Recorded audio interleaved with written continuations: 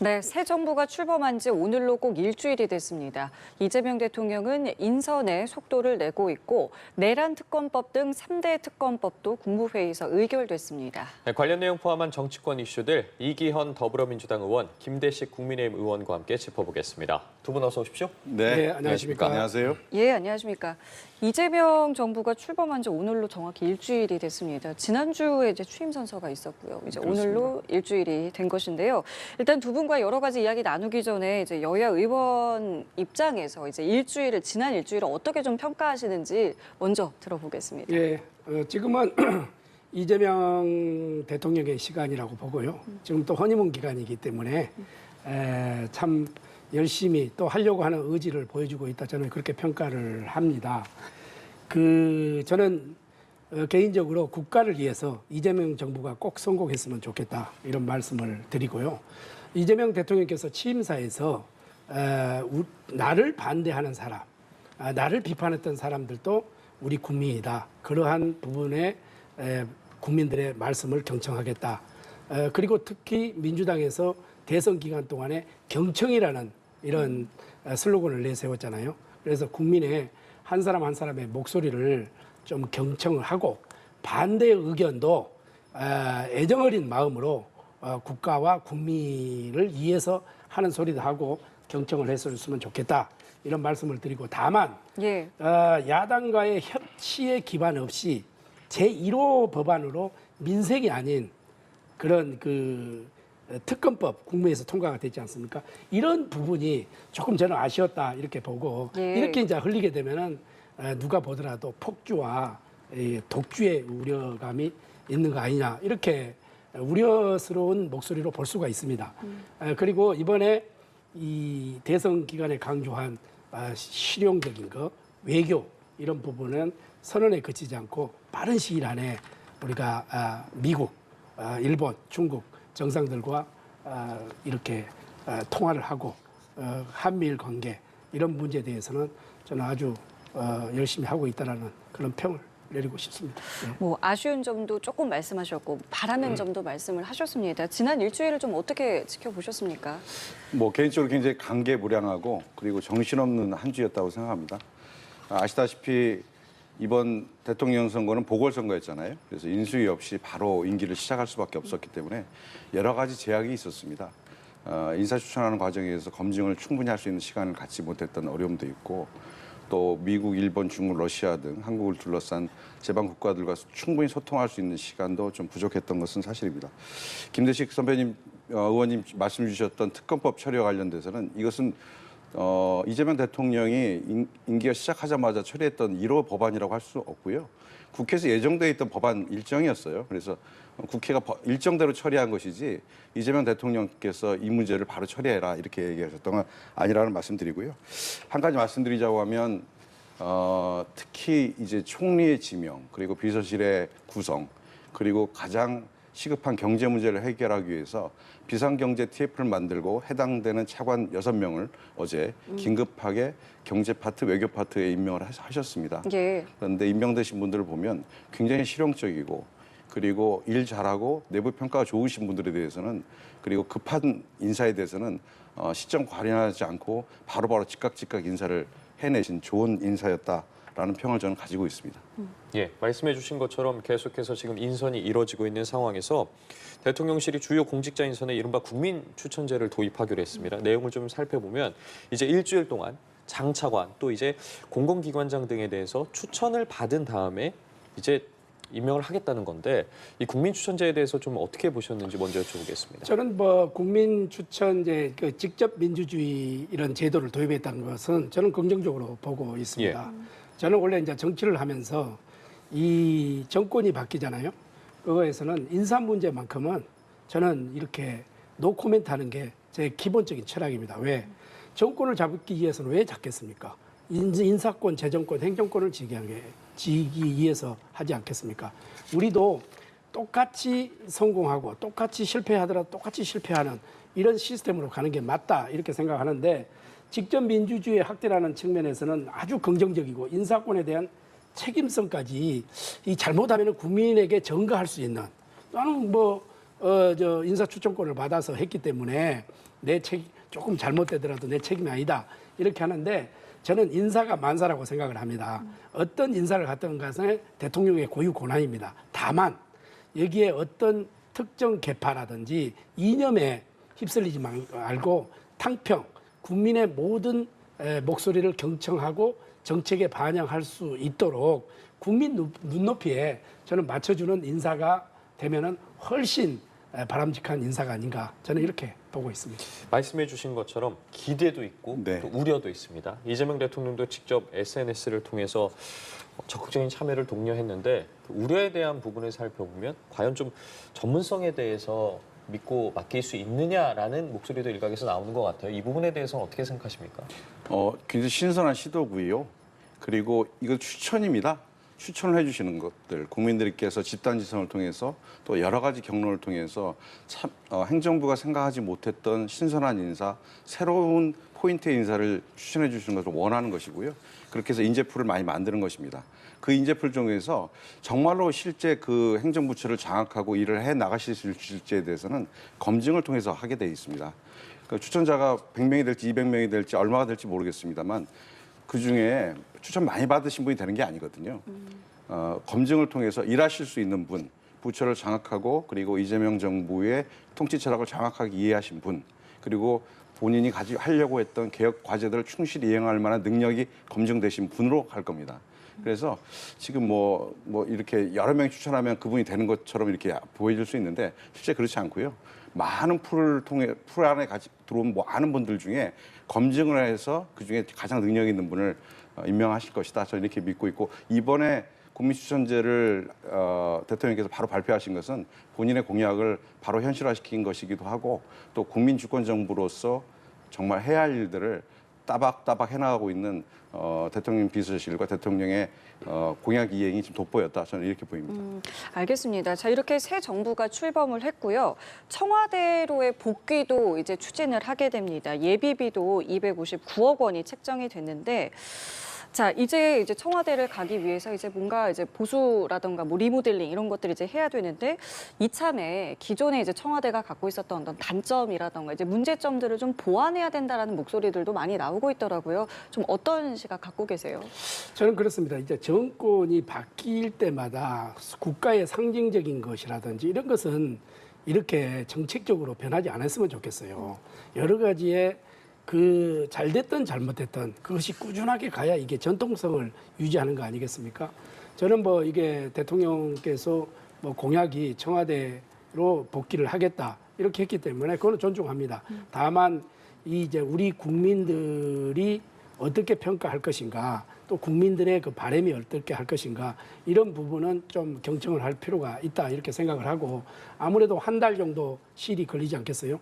그러니까 이참에 어느 정도 이렇게 이전을 한다고 하면은 앞으로 다시는 이런 뭐 어떤 문제를 가지고 총론을 국민적인 총론을 하고 국민들에게 그런 것을 총의를 묻고 결정을 정책적으로 저는 해야 된다. 정권에 따라서 움직이고 이런 것은 앞으로 없었으면 좋겠다. 이런 생각을 하고 이게 이제 259억 원이라는 돈이 상당히 큰 돈이거든요.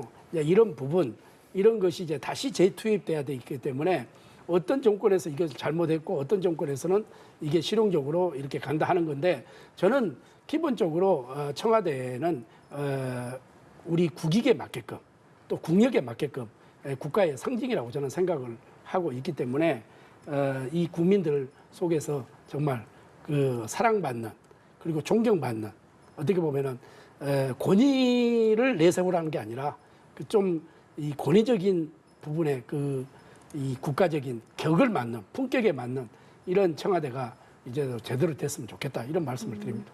청와대 이전이 이제 결정됐기 때문에 국민들도 많은 것들을 좀 지켜볼 것 같아요. 앞으로 좀 어떻게 좀 진행돼야 된다고 보십니까? 저는 신속하게 이전이 진행돼야 된다고 생각하고요.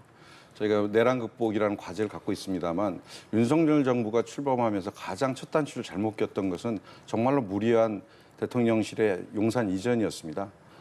충분히 검토하고 실행할 수 있었음에도 불구하고 무엇에 빠진 양, 누구의 말을 맹신하는 양, 임기를 시작할 때부터 옮겨야 되겠다. 그리고 단 하루도 잘 수 없다.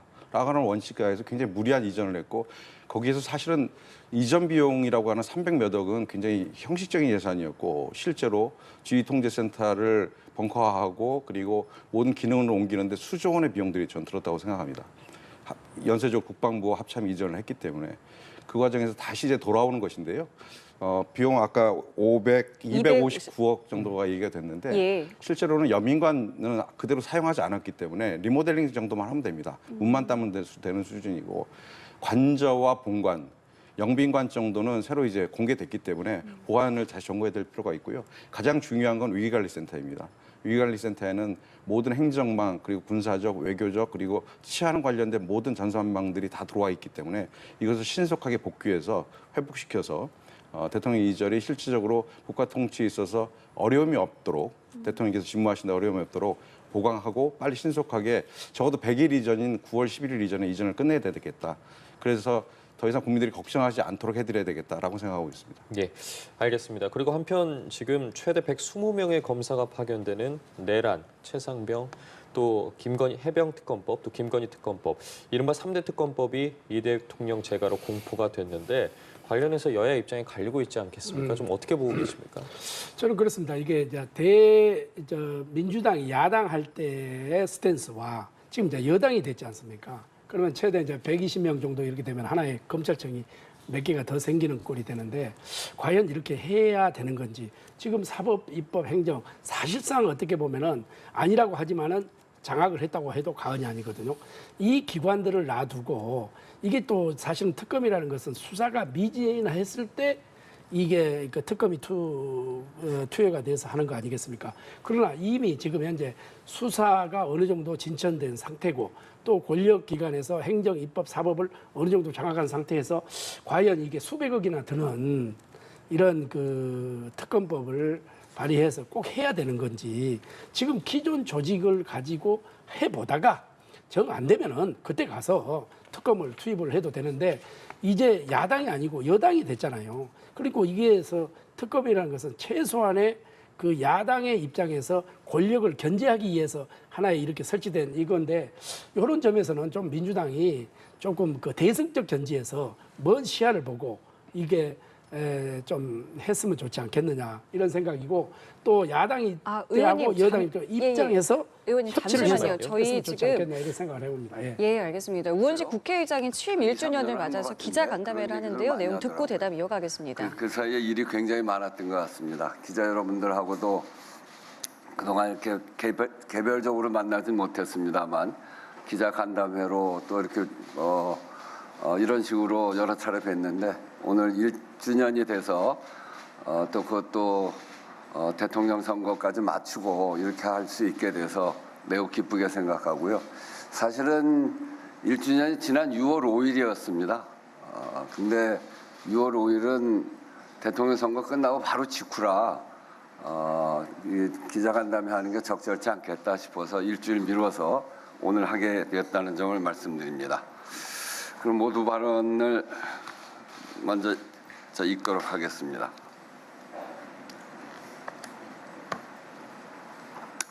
언론인 여러분 반갑습니다. 비상계엄부터 조기 대선까지 워낙 많은 일을 겪은 터라 우리 언론인 여러분들도 정말 고생이 많으셨습니다. 그동안 고생하신 여러분께 서로 박수 한번 크게 치면서 시작하시죠.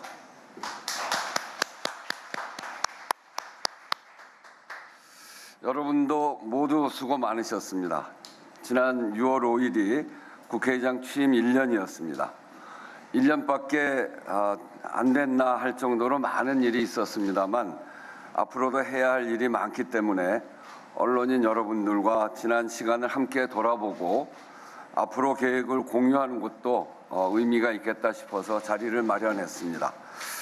돌아보면 역시 가장 큰 일은 12.3 비상계엄 사태에 맞서서 국가적 위기를 극복하는 과정이었던 것 같습니다. 정말 많은 곡절과 난관이 있었습니다. 저도 밤잠을 못 자는 날이 여러 날이었습니다. 위기를 극복하는 힘은 역시 우리 국민들에게서 나왔습니다.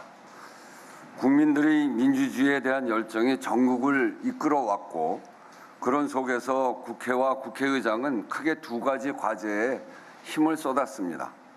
우선은 벌어지는 일들 속에서 헌법과 민주주의를 수호하는 길을 찾아 나가는 것이었습니다. 비상계엄은 국회가 신속하게 158분 만에 해제시켰습니다만 그 이후에 이전의 경험이나 확립된 관례가 없는 일이 계속되었습니다. 직접적이고 물리적인 국회 침탈이나 국회가 선출한 헌법재판관 미임명에 대한 대응, 대통령 권한대행 탄핵소추 같은 사안 하나하나가 모두 새롭게 길을 찾아야 하는 일들이었습니다. 비상계엄 국정조사와 국회 침탈 행위자에 대한 법적 조치, 헌법재판관 임명 부작위 권한쟁의 심판 청구, 본회의 의사 진행 등 사안마다 국민의 뜻, 헌법과 법률, 각계의 의견을 폭넓게 검토하고 판단하면서 대처해 왔는데 돌아보면 헌법수호 기관으로서 국회의 적극적이고도 정당한 역할을 국민께 보여드리고 또 인정받는 과정이 아니었나 싶습니다. 또 한 축이 대외 신인도 회복의 국정 안정입니다. 계엄 사태 초반부터 집중적으로 노력한 것이 국회의장 외교입니다. 비상계엄 해제 직후 주요국 대사들과 소통하고 세계 각국 의회 지도자들에게 친서를 보내는 것으로 시작을 해서 주요국 예, 우원식 국회의장의 취임 1주년 기자간담회 모두 발언 함께 들어보셨습니다. 관련 소식은 저희가 계속해서 잠시 뒤에 전해드리도록 하겠습니다. 네, 저희는 스튜디오에서 정치대담 계속해서 이어가 보도록 할 텐데요. 현재 3대 특검법 공포와 관련해서 김 의원께서 이미 수사가 진행되고 있고 또 예산 문제 등을 지적해 주셨고 두 분 들어오시기에 앞서서 지금 국민의힘 서울고등법원 앞에서 현장 의원총회 개최하면서 관련 내용 비판의 목소리 높였거든요. 좀 어떻게 들으셨습니까? 예. 이미 이번 대통령 선거를 통해서 국민들이 큰 틀을 심판해 주신 겁니다. 법정의 심판보다 더 무서운 그리고 헌법에 보장되어 있는 국민의 심판이 일정하게 이번 대통령 선거 결과에 좀 반영이 되어 있다고 생각합니다. 특검 관련돼서 지금 타이밍에 맞지 않다고 지적 주셨는데 그동안 검사들이 해왔던 이 특히 김건희 특검 그리고 내란 관련된 수사의 지지부진함 오히려 2년이 넘어가는 최상병 수사와 관련돼서는 손도 제대로 못 떼고 있는 우리 검찰의 태도를 봤을 때 특검은 이제 더 이상 멈출 수 없는 과제다. 저는 이렇게 생각합니다.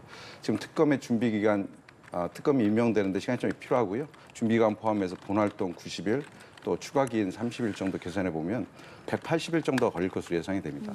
저는 이제 출발하는 특검, 세개 특검이 올 연말 안에 정말 국민적 의혹이 있었던 내란 사건, 김건희 국정농단 관련된 여러 가지 사건들, 최상병 특검 관련돼서 정말 깨끗하게 국민들의 의혹을 다 해소하는 그런 결과를 내주시리라고 봅니다. 정말로 이제 새로운 대한민국이 제대로 출발하려면 정말로 이런 3년간의 누적되었던 국정농단과 그리고 국정의 실패들을 전부 다 낱낱이 짚고 그리고 책임자들을 처벌한 후에 새로운 대한민국이 출발할 수 있도록 그렇게 해야 한다고 생각하고요. 그것이 바로 이번 대선에서 국민들이 보여주었던 민이라 고 저는 생각합니다. 자, 이렇게 특검법은 속도를 내고 있는데 쟁점 법안을 처리하려던 계획은 철회가 됐습니다. 뭐 여기에는 형사소송법도 있었고요. 상법 개정안이라던가 방송 3법이 있었는데 민주당의 이 쟁점 법안 속도 조절에 대해서는 좀 어떻게 보셨습니까? 민주당이 아마 차기 원내대표 선거가 아마 금요일 날 있는 거로 알고 있습니다. 예. 그래서 차기 원내대표단에게 이것을 넘기는 속도 조절을 할 것 같아요. 왜냐하면 너무 급속도로 가다 보면은 국민의 반발도 있을 거고 야당의 반발도 있지 않겠습니까? 그런 속도 조절이라고 보고요.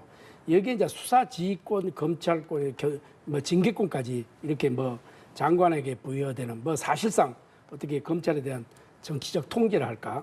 이것으로 이제 비춰지잖아요. 그러니까 행정부의 수장이자 대통령의 수하에 있는 법무부 장관에게 정말로 검찰 내부의 징계 이런 거를 맡긴다는 거 이게 상권 분립에 맞나? 그다음에 수사 독립성 근간으로 하는 법치주의에 이게 부합이 되느냐? 이런 문제들은 상당히 좀 위험한 발상이다. 저는 이렇게 생각을 하고 이게 잘못하면 국민들 속에서 오만과 자만과 교만으로 비출 수 있거든요. 언제든지 이게 국회라는 것은 최소한 장치여서 협의, 협치, 통합, 화합 이렇게 해서 가라고 국민들의 이제 대표를 부여하지 않겠습니까? 아무리 소수의 의견도 다수의 민주당이 정권을 재창출을 이제 정권을 잡았고 그 대통령이 민주당에서 탄생을 했기 때문에 이제는 이러한 법안 이런 것도 소수인 어떻게 보면은 우리 국민의힘과 좀 협치를 하고 통합하고 좀 노력하고 대화하고 머리를 맞대고 수기하면서 보여주는 모습이 오히려 국민들에게 더 지지를 받을 수 있는 그런 것이 아니겠나. 저는 이런 것이 있습니다. 그런 것을 좀 민주당에게 좀 부탁을 드리고 그렇게 좀 협치에 이 토론의 장으로 좀 나서 머리를 맞대고 우리하고 같이 수기하고 해도 늦지 않다. 저는 이렇게 보고 있습니다. 이번에 속도 조절에 나선 배경이 좀 궁금하고 말씀하신 것처럼 새 원내 지도부 들어서면은 뭐 새 원내 지도부 중심으로 다시 논의가 되는 겁니까? 네, 우리 김대식 의원님 주신 말씀 맞고요. 저희가 금요일 날 새로운 원내대표를 뽑습니다. 이제 그동안 1년 동안 고생해왔던 전임 대표들이 임기가 다 끝났습니다. 끝났고 불과 이제 저희가 금요일 날 이제 며칠 안 남았는데 새로운 원내 지도부들을 뽑히게 되면 상임위 차원에서 더 추가로 논의할 내용들이 좀 있을 것 같습니다. 그래서 그 문제 점검하고 나서 저희가 새로운 지도부들에게 좀 맡기겠다는 의지를 가졌고요. 예. 의원들도 그런 생각 가지고 있고 대통령 비서실에서도 그런 의견에 동의를 했기 때문에 일단 처리는 좀 미루도록 했습니다. 그리고 검사징계법 말씀 주셨는데 검사징계 청구권자가 검찰총장 한 명이었다는 것 그 자체가 넌센스라고 저는 생각합니다. 뭐 이건 상권분립의 문제와도 관계 전혀 없고요. 그 검찰 징계와 관련돼서는 법무부 장관도 지휘책임 분명히 가지고 있기 때문에 법무부 장관이 청구권자의 한 사람으로 총장과 같이 하는 것은 당연히 타당한 일이다. 정상화된 것이다. 이렇게 보고 있습니다. 예, 알겠습니다. 그리고 서울중앙지법이 이재명 대통령의 대장동 사건 재판을 연기하기로 결정을 했습니다. 앞서서 공직선거법 파기환송심에 이어서 두 번째 연기 결정인데 헌법 84조 적용 조치라는 설명을 내놨는데 법원의 결정에 대해서 좀 어떻게 보셨습니까? 저는 뭐 이렇게 제 개인적인 내가 법에 대해서 잘 모르지만은 나는 예측을 했습니다. 당연히 이렇게 갈 것이다. 이렇게 생각을 했어요. 왜 정권을 잡았잖아요. 그런데 헌법 84조가 사실은 거기에 재임 중에는 형사소출을 받지 않는다. 그건 맞아요. 맞는데 지금 진행되어 오는 이런 재판까지 이렇게 하는 거야. 이거는 법조계에서 갑론을박이 있습니다. 제가 뭐 비전문가이기 때문에 그게 구체적인. 그러나 헌법학자들이고 뭐고 이렇게 보면은 이게 맞느냐 타당하느냐. 이것은 저는 국민 판단에 이미 지금 현재 이 쳇바퀴가 돌아가고 있기 때문에 국민들이 판단하고 국민들이 생각을 하고 있을 것이다. 저는 이렇게 보고 있습니다. 네, 말씀해 주신 부분처럼 이 헌법 84조의 해석을 놓고 굉장히 좀 여러 의견이 나오고 있지 않겠습니까? 네네. 그 84조의 대통령은 형사상 소출을 받지 않는다라고 돼 있습니다만 그것의 내재적인 뜻은 저는 이렇게 생각합니다. 대통령의 통치권은 임기 기간 내에는 보장받는다. 통치권이 보장받는다는 것은 대한민국이 대통령 중심제로 하고 있지 않습니까? 5년 단임제인데 그것에 대한 정신을 충분히 반영해 주는 내용이 헌법 84조라고 생각하고요. 당연히 지금 법원도 선거법 사례에 대해서도 지금 재판을 연기했지 않습니까? 이건 이미 법원이 판단을 내린 문제이기 때문에 나머지 남아있는 뭐 대북송금이라든지 법인카드 문제라든지 재판들로 지금 아직 결정 안 났습니다만 그 법원의 정신에 따라서 저는 연기될 것이다 이렇게 보고 있습니다.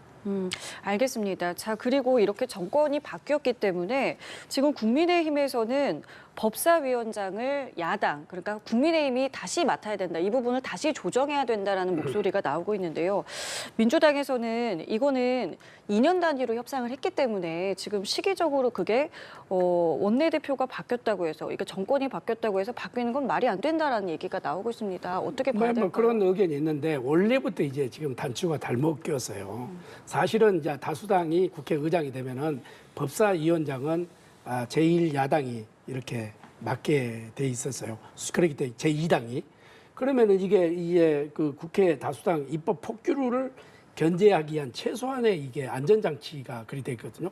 그리고 사실은 법사위에는 우리는 상하원 제도가 아니지만은 어떻게 보면 상원 개념으로 해서 마지막 거기에 관문을 통과시키는 그런 위원회란 말이죠.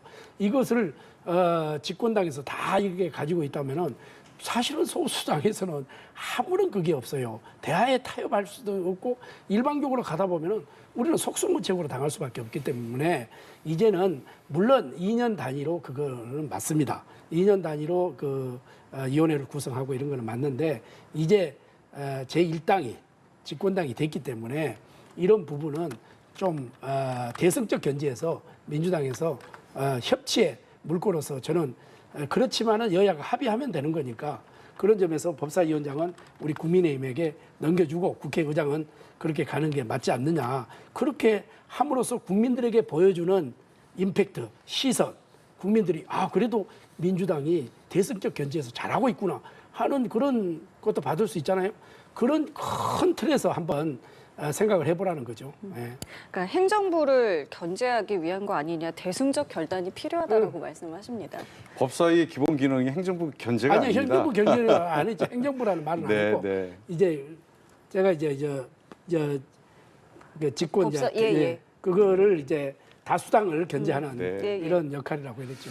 가장 중요한 것은 국회가 여야가 있지 않겠습니까? 국민들이 선택해 주셔서 여당도 있고 야당도 있는 것인데 국회 기능은 협치이고 그리고 합의입니다.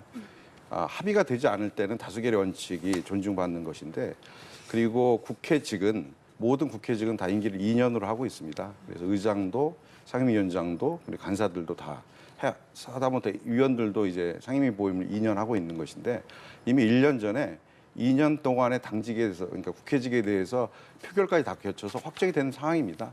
지금 여야가 바뀌었다고 해서 그 국회가 가지고 있는 기본 틀을 무시하고 다시 뽑겠다 말도 안 되는 일이라고 생각하고요. 그리고 그 국민의힘께서는 저는 국민의힘에서는 우리 법사위원장에 대해서 너무 과도하게 집착하실 필요 없다. 지금 가지고 계신 상임위원장들도 여러 개 가지고 계시고 특히 경제, 국방, 외교 관련된 상임위원장들을 저희가 다 드렸어요. 여당이었기 때문에. 그 힘만 해도 어마어마한 힘입니다. 그리고 이제 1년 남았는데 1년 후에 새로운 상임위원장 뽑을 때 그때 주장하시면 그때 합리적으로 다시 협의하고 합의해서 좋은 방향으로 합의하시면 될 것이다. 이렇게 생각합니다. 예, 우리 이기현 의원님 말씀에 좀 뭐 맞고요. 저도 뭐 지금 당장 그 하라는 게 아닙니다. 이게 이제 그렇게 해서 큰 틀에서 하고 정 안 될 경우에는 예. 2년 후에 재구성을 할 때는 최소한의 다른 거는 몰라도 법사위원장은 제1야당에게 주는 게 저는 타당하지 않냐 이런 의견입니다. 예. 예, 알겠습니다. 자, 그리고 이제 각 당 내부 상황을 좀 살펴보도록 하겠습니다. 앞서 두 분께서 잠시 언급을 해주셨는데 민주당 이제 원내대표 선거가 예. 김병기 의원과 서영교 의원 2파전으로 이제 치러지고 있습니다. 말씀해주신 것처럼 금요일에 이제 결정이 될 텐데 이번에 권리당원 투표도 좀 반영이 되고요. 조심스럽지만 좀 누구로 예측하고 계십니까?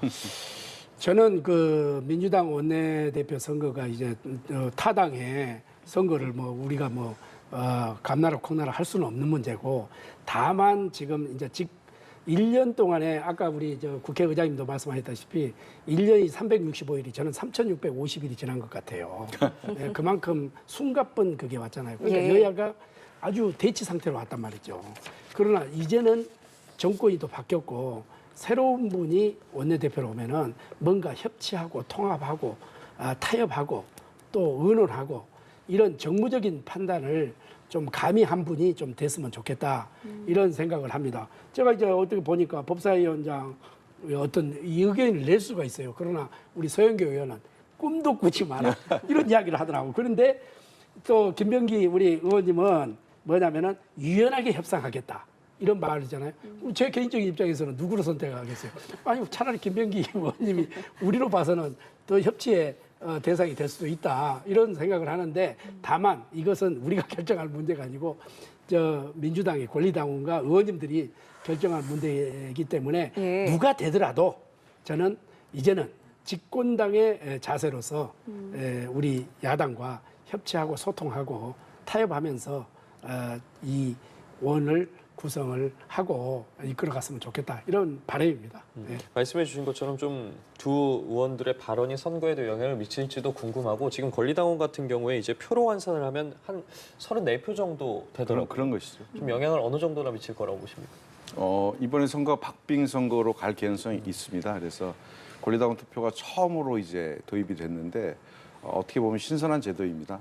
원내대표 제도가 도입되었던 지가 벌써 20년이 넘어갔는데 예전에는 원내 총무라고 했습니다. 그래서 이제 당 총재가 이제 지명하는 총재, 총무, 사무총장, 당 사명 뭐 이런 옛날 구시대적 표현도 있었습니다만 의원들이 당의 그 국회 운영의 주체이기 때문에 의원들의 대표를 뽑는 자리입니다. 그래서 특히 이번에 172석이라는 거대 여당의 대표를 뽑는 것이기 때문에 굉장히 중요한데 여기에 처음으로 권리당원의 투표, 내가 당원이든 국회의원은 아니지만 그 국회의원들의 대표를 뽑는데 참여하게 된 것입니다. 굉장히 큰 의미를 가지고 있다고 생각하고요.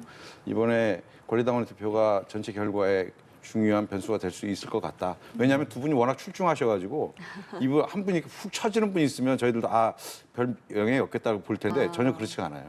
그래서 예. 두 분이 워낙 출중하셔서 결정적으로 권리당원의 투표도 굉장히 큰 결과를 낼 수 있겠다 이렇게 지금 보고 있습니다. 알겠습니다. 조금 전에 이제 민주당 상황에 대해서도 말씀을 해주셨으니까요. 국민의힘 이야기도 좀 여쭤보겠습니다. 지금 국민의힘에서는 뭐 여러 가지 주제를 가지고 의원총회를 뭐 2번 정도 했는데요. 아직 뭐 특별한 뭐 결론을 내지 못하고 있고요. 당내에서 여러 목소리들이 좀 나오고 있는데 지금 국민의힘 상황에 대해서 좀 개인적으로 어떻게 보고 계십니까? 대선을 패배한 정당이 수습하는데 굉장히 어려움이 있을 것이라고 생각합니다. 제가 속한 정당은 아닙니다만 국민의 내부 사정을 잘 모릅니다만 제가 판단하는 그런 어려움을 가지고 있을 것이라고 생각하고요. 특히 이제 김용태 비대위원장을 당선 집권 가능성이 낮은 후보를 냈던 국민의힘에서 임시 방편으로 초선의 나이 어린 비대위원장을 옹립해서 올린 것이죠. 대선 결과 나온 이후에 비대위원장에게 당의 수습을 맡기는 것 자체가 좀 무리라고 생각이 듭니다. 그렇다고 해서 국민의힘 내에서 이번 대선 패배의 가장 1등 공신이라고 할 수 있는 친윤과 관련된 그룹들이 다시 당의 주인으로 나와서 당을 좌지우지하겠다라고 하는 것 대단히 시대 역행적인 일이고 있어서는 안 될 일이라고 생각합니다. 그것들은 단순히 국민의힘의 문제가 아니라 국민들이 보여준 대선 민심을 역행하는 것이기 때문에 국민의힘은 이 점을 명심하고 새롭게 쇄신하시길 바랍니다. 오늘 의원총회에서 이제 뭐 말씀하신 이제 김용태 비대위원장의 거취 관련된 이야기도 당연히 나올 것인데 어제 이제 재선 의원들이 공개적으로 이 김 위원장에 대한 어떤 혁신안에 대한 지지 의사가 좀 나왔습니다. 이게 어떤 하나의 변수랄까, 뭐 당내 여론을 바꾸는데 어떤 역할이 좀 될 것 같으세요? 분위기 좀 어떻게 읽고 계세요? 예, 그렇습니다. 우리 이 의원님께서도 말씀하셨다시피 우리가 이제 참 선거를 패배를 하고 나서 이게 다시 이렇게 변화한다는 것이 굉장히 힘들지 않습니까? 그래서 우리가 이제 캐치프레이를 뭐로 걸었냐면은 책임과 반성과 변화 이랬단 말이죠. 예. 그래서 이제 제가 주장을 제일 먼저 했는데 모든 책임이라는 건 뭐냐? 전쟁터에서 장수가 싸워서 졌으면은 이 책임을 지고 물러나는 거다. 그렇게 하고 나면은 그 뭐 김용태 위원장이 무슨 뭐 혼자 잘못했습니까? 우리 국회의원 전체가 잘못한 거지. 우리 왜 그냥 국민들에게 지지를 받지 못했지 않습니까? 그러나 이게 책임을 지고 나서 우리가 이제 반성을 해보자. 우리 국민들이 어떠한 것이 지금 이 잘못했고 우리 국민들이 바라는 게 도대체 뭔가? 그러니까 탄핵도 있었고 계엄도 있었고 여러 가지 있었잖아요. 그런 것을 반성하고 변화하는 추구에서 5대 개혁안이 나왔더라면은 굉장히 임팩트가 있고 좋았을 건데 예. 이것이 앞뒤가 바뀌었단 말이죠. 이제 그런 타이밍을 놓쳤기 때문에 그것이 되면은 김용태 위원장이 전당대회를 며칠까지 하겠다 이렇게 발표했기 때문에 그럼 그 기간 동안은 그러면은 김용태 비대위원장이 계속해서 맡아달라 새로운 지도부가 나올 때까지 이렇게 돼 있는데 앞뒤가 바뀌었다는 거지. 이제 그런 측면에서 이 개혁안이 나쁘다는 게 아니에요. 그런 총의를 모아서 개혁안을 제시를 했더라면은 굉장히 국민들에게 바라보는 책임과 반성과 변화의 모습을 보여줬지 않느냐 그런 아쉬움이 있다는 거죠. 그래서 오늘 의원총회에서 아마 그런 것을 가지고 임기 연장하는 거 그거는 별 문제가 아니에요. 사실은 이 5대 개혁안을 어떻게 지금 우리가 국민들에게 또 우리 당원들에게 녹여낼 것인가 이것은 오늘 의원총회에서 좀 심도 있는 논의가 있을 거로 이렇게 보고 있습니다. 네, 알겠습니다. 알겠습니다. 어떤 이야기가 나올지 좀 지켜보겠습니다. 지금까지 이기헌 더불어민주당 의원, 김대식 국민의힘 의원과 함께했습니다. 두 분 고맙습니다. 감사합니다. 네, 고맙습니다.